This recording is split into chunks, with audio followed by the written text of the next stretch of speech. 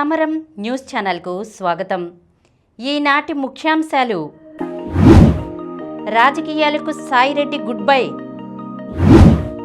బడ్జెట్లో ఆంధ్రప్రదేశ్కు ప్రాధాన్యమివ్వండి, హైకోర్టు అదనపు న్యాయమూర్తులుగా హరిహరనాథ శర్మ, లక్ష్మణరావు ప్రమాణం, ప్రాణవాయువు విషమిస్తోంది, అన్ని మూలలు జల్లెడ పట్టేలా మార్చి నాటికి 1,00,000 సీసీ కెమెరాల ఏర్పాటు, మూత్ర నమూనాలు తీసుకోకుండానే పరీక్ష,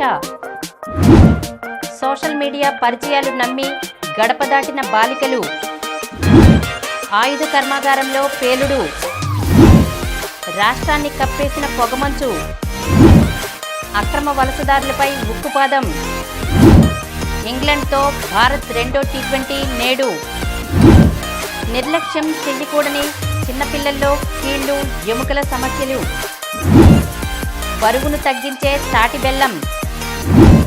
ఈరోజు వార్తలను చూద్దాం. రాజకీయాలకు సాయిరెడ్డి గుడ్ బై. రాజకీయాల నుంచి విరమించుకుంటున్నట్లు వైకాపా ఎంపీ విజయసాయిరెడ్డి సంచలన ప్రకటన చేశారు. ఈ మేరకు శుక్రవారం ఎక్స్లో పోస్ట్ చేశారు. రాజ్యసభ సభ్యత్వానికి ఈరోజు రాజీనామా చేస్తున్నాను.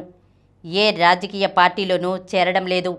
వేరే పదవులో, ప్రయోజనాలో లేక డబ్బులో ఆశించి రాజీనామా చేయడం లేదు. ఈ నిర్ణయం పూర్తిగా నా వ్యక్తిగతం. ఎలాంటి ఒత్తిళ్లు లేవు. ఎవరూ ప్రభావితం చేయలేదు. 4 దశాబ్దాలుగా 3 తరాలుగా నన్ను నమ్మి ఆదరించిన వైఎస్ కుటుంబానికి రుణపడి ఉన్నాను.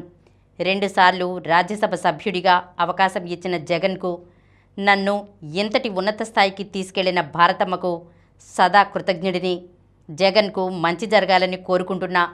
పార్లమెంటరీ పార్టీ నాయకుడిగా, రాజ్యసభలో ఫ్లోర్ లీడర్గా, పార్టీ జాతీయ ప్రధాన కార్యదర్శిగా పార్టీ రాష్ట్ర ప్రయోజనాల కోసం చిత్తశుద్ధితో శక్తివంచన లేకుండా కృషి చేశా. కేంద్రానికి రాష్ట్రానికి మధ్య వారధిలా పనిచేశా. దాదాపు 9 సంవత్సరాలు ప్రోత్సహించి కొండంత బలాన్ని, మనోధైర్యాన్ని ఇచ్చి తెలుగు రాష్ట్రాల్లో నాకు గుర్తింపునిచ్చిన ప్రధాని మోదీ, హోంమంత్రి అమిత్ షాలకు ప్రత్యేక ధన్యవాదాలు అని ఆ పోస్ట్లో పేర్కొన్నారు. బడ్జెట్లో ఆంధ్రప్రదేశ్కు ప్రాధాన్యమివ్వండి. కేంద్ర ప్రభుత్వం ఫిబ్రవరి 1న ప్రవేశపెట్టబోయే 2025-26 బడ్జెట్లో ఆంధ్రప్రదేశ్కు తగిన ప్రాధాన్యం ఇవ్వాలని ముఖ్యమంత్రి చంద్రబాబు కేంద్ర ఆర్థిక మంత్రి నిర్మలా సీతారామన్కు విజ్ఞప్తి చేశారు. దావోస్ పర్యటన నుంచి తిరిగి వస్తూ ఢిల్లీలో ఆగిన ఆయన శుక్రవారం ఇక్కడ నార్త్ బ్లాక్లోని ఆర్థిక శాఖ కార్యాలయంలో కేంద్ర మంత్రితో సుమారు 45 నిమిషాలు సమావేశమయ్యారు. దావోస్లోని ప్రపంచ ఆర్థిక వేదికలో జరిపిన చర్చల గురించి ఆమె దృష్టికి తీసుకెళ్లారు. ఇటీవల వైజాగ్ స్టీల్ ప్లాంట్కు 11,440 కోట్ల రూపాయల ప్యాకేజీ ప్రకటించినందున ధన్యవాదాలు తెలిపారు. ఆంధ్రప్రదేశ్ ఆర్థిక పరిస్థితిని ఆమెకు వివరించి మౌలిక వసతుల పరంగా వచ్చే బడ్జెట్లో రాష్ట్రానికి తగిన కేటాయింపులు జరపాలని కోరారు. కేంద్ర ఆర్థిక మంత్రితో పోలవరం, అమరావతితో పాటు రాష్ట్రానికి సంబంధించిన కీలకమైన అభివృద్ధి పనుల గురించి చర్చించినట్లు చంద్రబాబు ఆ తర్వాత వెల్లడించారు. హైకోర్టు అదనపు న్యాయమూర్తులుగా హరిహరనాథ శర్మ, లక్ష్మణరావు ప్రమాణం. హైకోర్టు అదనపు న్యాయమూర్తులుగా అవధానం హరిహరనాథ శర్మ, డాక్టర్ యడవల్లి లక్ష్మణరావుతో శుక్రవారం ప్రధాన న్యాయమూర్తి జస్టిస్ ధీరజ్ సింగ్ ఠాకూర్ ప్రమాణం చేయించారు. ఉదయం 10:15 మొదటి కోర్టు హాల్లో ప్రత్యేకంగా ఏర్పాటు చేసిన కార్యక్రమంలో రిజిస్ట్రార్ జనరల్ వి శ్రీనివాస శివరాం న్యాయమూర్తుల నియామకానికి సంబంధించి రాష్ట్రపతి ద్రౌపది ముర్ము జారీ చేసిన ఉత్తర్వులను చదివి వినిపించారు. తర్వాత ప్రమాణ స్వీకార కార్యక్రమం జరిగింది. అనంతరం సింగిల్ బెంచ్లలో న్యాయమూర్తులు కేసులను విచారించారు. కార్యక్రమానికి హైకోర్టు జడ్జిలు, నూతన న్యాయమూర్తుల కుటుంబ సభ్యులు, విశ్రాంత న్యాయమూర్తి జస్టిస్ ఎం గంగారావు, రిజిస్ట్రార్లు ఏజీ దమ్మలపాటి శ్రీనివాస్, అదనపు AG Sambasiva Pratap, PP Menda Lakshminarayana, high court న్యాయవాదుల సంఘం అధ్యక్షుడు K Chidambaram, deputy solicitor general P Ponnarao, న్యాయవాదులు, కోర్టు సిబ్బంది హాజరయ్యారు. ప్రాణవాయువు విషమిస్తోంది. పీల్చే గాలే విషతుల్యమైతే ప్రాణికోటి మనుగడే ప్రశ్నార్థకమవుతుంది. ప్రఖ్యాత వైద్య జర్నల్ లాన్సెట్లో ప్రచురితమైన అధ్యయనం ప్రకారం ఢిల్లీ, హైదరాబాద్, బెంగళూరు, ముంబై వంటి 10 మహానగరాల్లో నిత్యం 7% అకాల మరణాలకు కలుషిత గాలే కారణం. ఇప్పటి వరకు వాయు కాలుష్యం అంటే మహానగరాలకే పరిమితం అనుకునేవారు. ఇప్పుడు ఆ పరిస్థితి చిన్న పట్టణాల్లోనూ మొదలైంది. రాష్ట్రంలో వాయు నాణ్యత అంతకంతకు దిగజారుతోంది. Centre for Research on Energy and Clean Air గణాంకాల ప్రకారం గతేడాది సెప్టెంబర్లో దేశంలోనే అత్యంత కలుషిత నగరాల జాబితాలో విశాఖపట్నం 6 రోజులు, విజయవాడ 3 రోజులు నిలిచాయి. రాష్ట్రంలోని 26 నగరాలు, పట్టణాలు 30 రోజుల వ్యవధిలో టాప్ 67లో కనీసం 5 సార్లు ఉన్నాయి. జాతీయ వాయు నాణ్యత ప్రమాణాలను అందుకోవడంలో రాష్ట్రంలోని 13 నగరాలు విఫలమైనట్లు జాతీయ కాలుష్య నియంత్రణ మండలి గుర్తించింది. వీటిలో విశాఖ, విజయవాడ, గుంటూరు, కర్నూలు, నెల్లూరు, అనంతపురం, ఏలూరు, కడప, ఒంగోలు, రాజమహేంద్రవరం, విజయనగరం, శ్రీకాకుళం ఉన్నాయి. అన్ని మూలలు జల్లెడ పట్టేలా మార్చి నాటికి 1,00,000 సీసీ కెమెరాల ఏర్పాటు. రాష్ట్రంలో ఏ మూల నేరం జరిగినా ఆ దృశ్యాలు, నేరగాళ్ల కదలికలు సీసీ కెమెరాల్లో రికార్డయ్యేలా చేయాలని ఏపీ పోలీస్ శాఖ లక్ష్యంగా పెట్టుకుంది. అందుకోసం మార్చి నెలాఖరుకల్లా రాష్ట్ర వ్యాప్తంగా 1,00,000 సీసీ కెమెరాల ఏర్పాటుకు సన్నద్ధమవుతోంది. ప్రధానంగా ప్రార్థనా మందిరాలు, మతపరంగా సున్నిత ప్రాంతాలు, క్రైమ్ హాట్స్పాట్లు, కూడళ్లు సహా ప్రతి చోట వీటిని పెట్టనుంది. కొన్ని ప్రభుత్వం ద్వారా, మరికొన్ని ప్రజా భాగస్వామ్యంతో ఏర్పాటు చేసి వీటన్నింటినీ స్థానిక పోలీస్ స్టేషన్లకు, కమాండ్ కంట్రోల్ రూమ్లకు అనుసంధానించనుంది. సీసీ కెమెరాలు లేని చోట్ల డ్రోన్ల ద్వారా నిఘా పెట్టేందుకు వీలుగా రాష్ట్రంలోని ప్రతి పోలీస్ స్టేషన్కు కనీసం 1 డ్రోన్ అయినా అందించాలని పోలీస్ ఉన్నతాధికారులు నిర్ణయించారు. వీటిలో కొన్ని ప్రభుత్వం ద్వారా, మరికొన్ని దాతల సాయంతో సమకూర్చుకోనున్నారు. విజయవాడ నగర పోలీస్ కమిషనరేట్ పరిధిలో ఇప్పటికే డ్రోన్లను రద్దీ నిర్వహణ, నేర నియంత్రణకు వినియోగిస్తున్నారు. ఇలా రాష్ట్ర వ్యాప్తంగా వీటి వినియోగాన్ని పెంచనున్నారు. మూత్ర నమూనాలు తీసుకోకుండానే పరీక్ష. మూత్రాశయ సంబంధిత ఇన్ఫెక్షన్ల బాధితుల నుంచి నమూనాలను తీసుకోకుండానే వ్యాధి కారణాలను వెల్లడించే వినూత్న సాఫ్ట్వేర్ను హైదరాబాద్ కేంద్రీయ విశ్వవిద్యాలయంలోని సైన్వి బయోసైన్సెస్, ఆస్పైర్ బయోనెస్ట్లు సంయుక్తంగా ఆవిష్కరించాయి. కృత్రిమ మేధతో పనిచేసే తమ ఆవిష్కరణకు మైక్రోసాఫ్ట్ కాఫీ టేబుల్ బుక్లో స్థానం లభించినట్లు సైన్వి బయోసైన్సెస్ శాస్త్ర సలహాదారు డాక్టర్ బుర్రి రంగారెడ్డి వెల్లడించారు. ప్రపంచవ్యాప్తంగా 2024లో కృత్రిమ మేధ సహాయంతో వినూత్న ఆవిష్కరణలు చేసిన అంకుర సంస్థల జాబితాను మైక్రోసాఫ్ట్ ఇటీవల విడుదల చేయగా తొలి 200 సంస్థల్లో తమ సంస్థ నిలిచిందన్నారు. దీనిపై ఆయన మాట్లాడుతూ చాలామంది వ్యాధిని పూర్తిస్థాయిలో గుర్తించకుండానే మోతాదుకు మించి యాంటీబయాటిక్స్ వేసుకుంటున్నారు. ఫలితంగా వారిలో రోగనిరోధక శక్తి తగ్గిపోతోంది. ఈ దుష్పరిణామాన్ని అడ్డుకోవడమే మా ఆవిష్కరణ లక్ష్యం. సంప్రదాయ విధానంలో చేసే పరీక్షల ఫలితాలు 6-7 గంటలకు వస్తుంటాయి. ఈ లోపే చాలామంది యాంటీబయాటిక్స్ వేసుకుంటున్నారు. మేము బాధితుల నుంచి ఎలాంటి మూత్ర నమూనాలను తీసుకోం.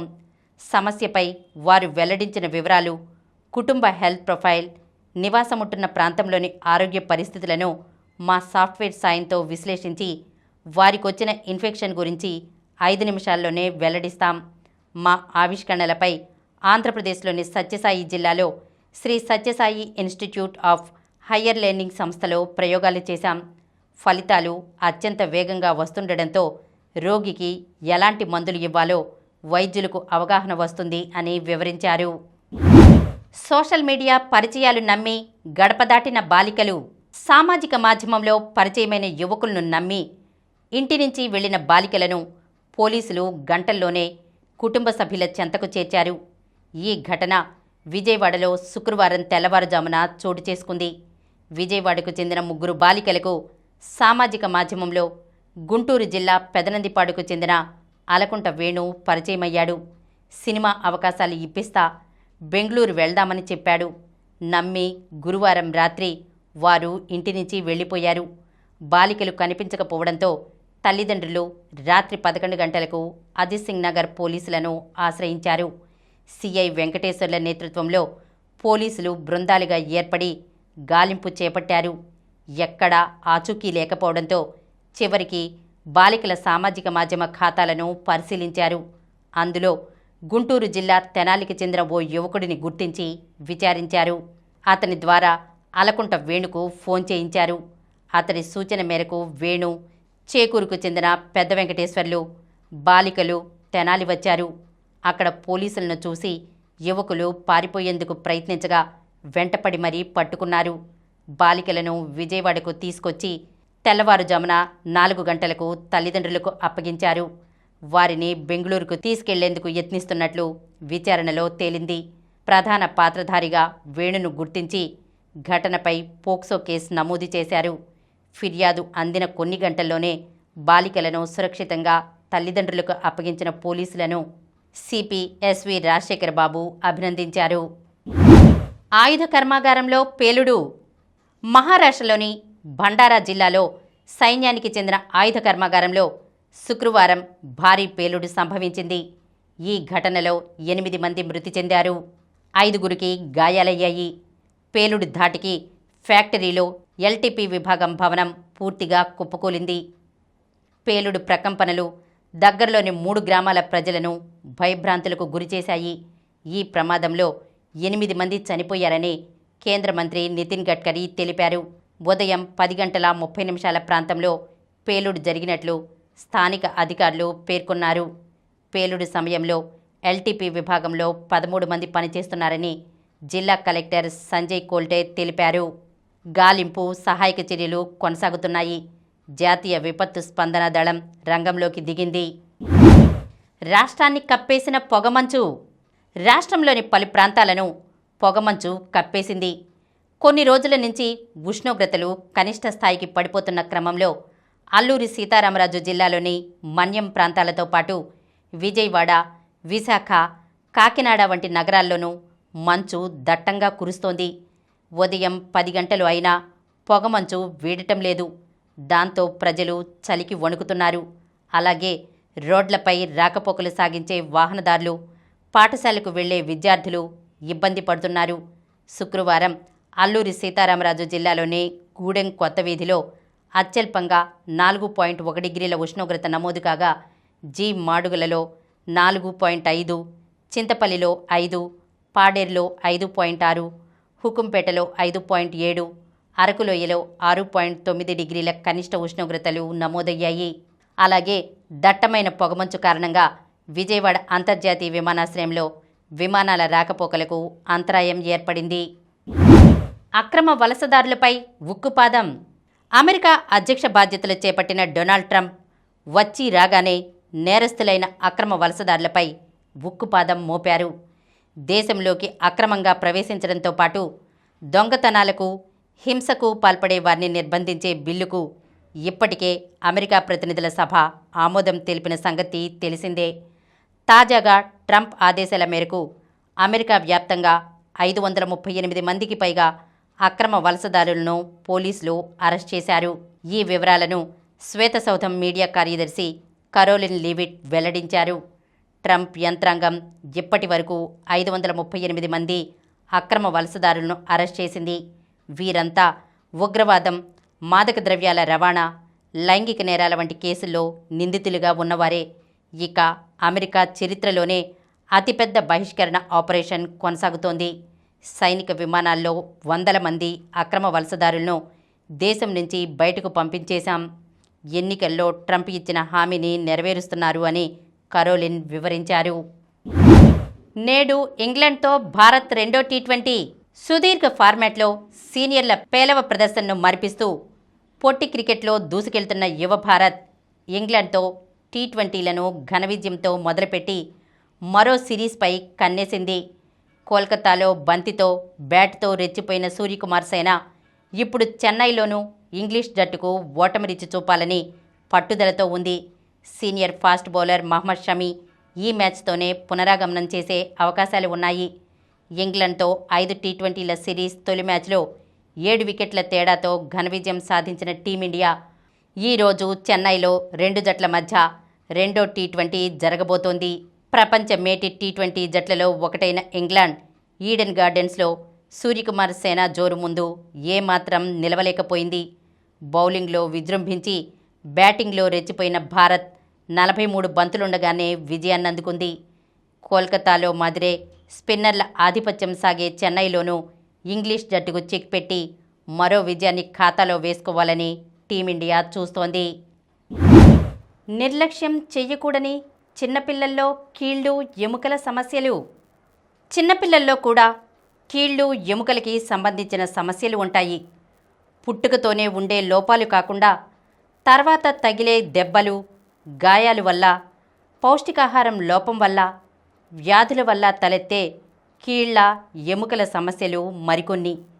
చిన్నపిల్లల్లో ఉండే ఎముకలు, కీళ్ల సమస్యలను ముందుగా సరిదిద్దితే వారి భవిష్యత్తు చక్కగా ఉంటుంది అని ప్రముఖ పిల్లల orthopaedic surgeon doctor K Durga Nagaraju పేర్కొన్నారు. వాసవ్య నర్సింగ్ హోంలో డాక్టర్ సమరం అధ్యక్షతన శుక్రవారం జరిగిన ఆరోగ్య సదస్సులో ఆయన ముఖ్య అతిథిగా పాల్గొని చిన్నపిల్లల్లో కీళ్లు ఎముకల సమస్యలు అంశంపై సవివరంగా ప్రసంగించారు. ఆయన ఇంకా మాట్లాడుతూ పుట్టుకతో వచ్చే అంగవైకల్యాలు కొన్ని ఉంటే పడటం వల్ల, ఆటల వల్ల కలిగే గాయాలు మరికొన్ని అన్నారు. వాటిని సక్రమంగా సరిదిద్దకపోతే అంగవైకల్యాలు భవిష్యత్ జీవితాన్ని ప్రశ్నార్థకంగా మారుస్తాయన్నారు. పిల్లల్లో కలిగే ఎముకలు, కీళ్ల సమస్యలన్నింటికీ సర్జరీ పరిష్కారం కాదని, ఫిజియోథెరపీ ద్వారాను, తగిన బ్యాండేజెస్ ద్వారాను సరిదిద్దవచ్చన్నారు. చిన్నపిల్లల ఎముకలు, కీళ్లు ఎదుగుదల విషయంలో పౌష్టికాహారం పాత్ర గణనీయంగా ఉంటుందన్నారు. కాల్షియం, విటమిన్ డి, ప్రోటీన్లు, విటమిన్లు, ఖనిజ లవణాలు కలిగిన పౌష్టికాహారం ఎంతో ముఖ్యమైన పాత్ర వహిస్తుందన్నారు. ఆహార లోపం వల్ల రికెట్స్ వంటి ఎముకల వైకల్యాలు ఏర్పడి ఎంతో నష్టం కలిగిస్తాయన్నారు. అలాగే ఎముకలు, కీళ్ల పటిష్టతకి ఆటలు పాటలు తప్పనిసరి అన్నారు. పిల్లల ఎముకల, కీళ్ల ఎదుగుదల సమయంలో ఆధునిక జీవితంలో ఆహారం ఎడల, వ్యాయామం ఎడల శ్రద్ధ వహించకపోవడంతో రకరకాల ఎముకలు, కీళ్ల సమస్యలు ఎదురవుతాయన్నారు. చాలామంది తల్లిదండ్రులు పిల్లవాడు ఎదిగిన తర్వాత అంగవైకల్యాల గురించి పట్టించుకుందామని నిర్లక్ష్యం చేస్తారని, ఆ నిర్లక్ష్యం వాళ్ళకెంతో నష్టం చేకూర్చుతుందని అన్నారు. ఈనాడు చిన్నపిల్లల్లో కలిగే ఎముకలు, కీళ్లకి సంబంధించిన వైకల్యాలు, వ్యాధుల గురించి వైద్యశాస్త్రం ఎంతో ప్రగతి సాధించిందని, ఆ వైద్య ప్రగతి లాభాలను పిల్లలకు అందించాలని అన్నారు. సదస్సులో పాల్గొన్న పలువురు ప్రశ్నలడిగి సందేహ నివృత్తి చేసుకున్నారు. బరువును తగ్గించే తాటిబెల్లం. తాటిబెల్లం నుంచి లభించే నీరాను ఉడికించి తాటిబెల్లాన్ని తయారు చేస్తారు. ఇది తేనె రంగులో లేదా నల్లగా ఉంటుంది. మనం రోజు ఉపయోగించే బెల్లం, పంచదారల్లో కంటే తాటిబెల్లంలో పోషకాలు ఎక్కువగా ఉంటాయి. దీనిలో కొవ్వులు, ప్రోటీన్లు అత్యల్పంగాను, తేమ, sucrose, calcium, potassium, magnesium, phosphorus, zinc లాంటివి అత్యధికంగానే ఉంటాయి. చలికాలంలో ప్రతిరోజు 1 చెంచా తాటిబెల్లం తినడం మంచిది. తాటిబెల్లం తిన్న వెంటనే శరీరంలో వేడి పెరుగుతుంది. దీనివల్ల చలికాలంలో వచ్చే కీళ్లనొప్పుల నుంచి ఉపశమనం కలుగుతుంది. జలుబు, దగ్గు, ఆస్తమా, మైగ్రేన్ సమస్యలకు మంచి ఔషధంలా పనిచేస్తుంది. 1 కప్పు గోరువెచ్చని పాలలో 1 చెంచా తాటిబెల్లం పొడి, పావు చెంచా మిరియాల పొడి కలుపుకుని తాగితే ముక్కులోని శ్లేషం తొలగిపోతుంది. రోగనిరోధక శక్తి పెరుగుతుంది. ఊపిరితిత్తుల పనితీరు మెరుగవుతుంది. తాటిబెల్లంలోని కాల్షియం, పొటాషియం, భాస్వరం ఎముకలను బలోపేతం చేస్తాయి. మహిళలు నెలసరి సమయంలో తాటిబెల్లం తింటే శరీరంలో ఎండార్ఫిన్లు విడుదలవుతాయి. ఇవి పొత్తి కడుపు నొప్పి, కాళ్ల తిమ్మిర్లు, కడుపులో వికారం, నీరసం నుంచి ఉపశమనం కలిగిస్తాయి. తాటిబెల్లంలోని ఐరన్ రక్తహీనత రాకుండా కాపాడుతుంది. రక్తంలో హిమోగ్లోబిన్ స్థాయిని పెంచుతుంది. తాటిబెల్లాన్ని తరచూ తింటూ ఉంటే శరీరంలో చేరే వ్యర్థాలన్నీ బయటికి పోతాయి. శ్వాసకోశం, పేవులు, ఆహారనాళం, జీర్ణాశయం, కాలేయం, రక్తం పరిశుభ్రమవుతాయి. శరీరంలోని అదనపు నీటిని తొలగించి ఎలక్ట్రోలైట్లను సమతుల్యం చేస్తుంది. జీవక్రియలను వేగవంతం చేసి శరీర బరువును నియంత్రణలో ఉంచుతుంది. ఇప్పుడు కొన్ని సంక్షిప్త వార్తలను చూద్దాం. వచ్చే నెల 17 నుంచి బీఫార్మసీ పరీక్షలు. ఆచార్య నాగార్జున విశ్వవిద్యాలయ పరిధిలోని బీఫార్మసీ కళాశాలలో వచ్చే నెల 17 నుంచి నిర్వహించే పరీక్షల షెడ్యూల్ విడుదలైంది. 4వ ఏడాదిలో 7వ సెమిస్టర్, 3వ ఏడాదిలో 5వ సెమిస్టర్, 6వ సెమిస్టర్ రెగ్యులర్ సప్లిమెంటరీ పరీక్షలను 17 నుంచి నిర్వహిస్తున్నట్లు సిఈ శివప్రసాదరావు చెప్పారు.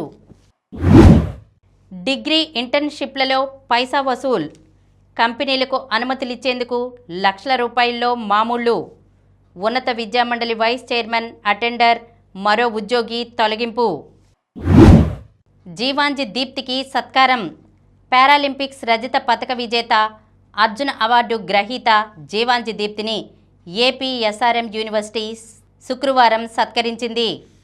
గత ఏడాది ప్యారిస్ పారాలింపిక్స్లో రజతం గెలిచినందుకు 25 లక్షల రూపాయలు, ఇటీవల అర్జున అవార్డు సాధించినందుకు 15 లక్షల రూపాయలు చొప్పున మొత్తం 40 లక్షల రూపాయల నగదు ప్రోత్సాహాన్ని ఆమెకు అందించింది. సూర్య చరిష్మకు టైటిల్. బెంగళూరులో జరిగిన all India senior ranking badminton టోర్నీలో విజయవాడకు చెందిన తమిరి సూర్య చరిష్మ టైటిల్ సాధించింది. ఆస్ట్రేలియన్ ఓపెన్ సెమీస్ మధ్యలోనే జోకోవిచ్ అవుట్. ఫైనల్లో జ్వెరేవ్ సిన్నర్. మెల్బోర్న్ పార్క్లో 10 సార్లు టైటిల్ ముద్దాడిన సెర్బియా స్టార్ నోవాక్ జోకోవిచ్కు ఈసారి రిక్తహస్తమే. అతడు కాలి కండర గాయంతో పోటీ నుంచి నిష్క్రమించాడు. శుక్రవారం అలెగ్జాండర్ జ్వెరేవ్తో పురుషుల సింగిల్స్ సెమీఫైనల్లో 7వ సీడ్ జోకోవిచ్ తొలి సెట్లో 6-7తో వెనుకబడిన సమయంలో గాయంతో తప్పుకున్నాడు. ఆస్ట్రేలియన్ ఓపెన్ మహిళల సింగిల్స్ ఫైనల్ నేడే. మరిన్ని వార్తా విశేషాలతో రేపటి సమరం న్యూస్ ఛానల్లో మళ్ళీ కలుద్దాం. ప్రతిరోజు వార్తా విశేషాల కోసం అనతి కాలంలోనే 20 కోట్లకు పైగా వ్యూస్ సాధించిన సమరం ఛానల్ సమర్పించు సమరం న్యూస్ ఛానల్కు సబ్స్క్రైబ్ చేయండి, లైక్ చేయండి, మీ ఫ్రెండ్స్కి షేర్ చేయండి. అలాగే ప్రక్కనున్న గంట సింబల్ని ప్రెస్ చేయడం మర్చిపోకండి.